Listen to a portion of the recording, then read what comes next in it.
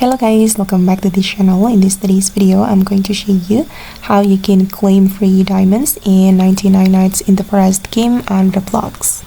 Okay, let's get into it guys. Here I have already joined the game and I'm going to show you how you can get free diamonds in 99 Nights in the Forest.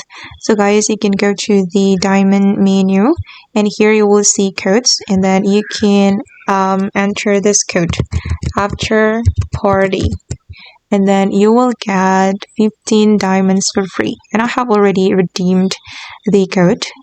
And the next one, you can also redeem this code guys, happy Halloween, and you will get 10 candies, and you can use the candy to buy something from this NPC. You can talk to this NPC and then you can go to the shop and you can use your candy right here. You can buy pumpkin, jack-o'-lantern, and spooky table, witch, or it's up to you. Okay guys, and that's how we can get free diamonds in 99 Nights in the Forest game on Roblox. I hope this video will be useful for you.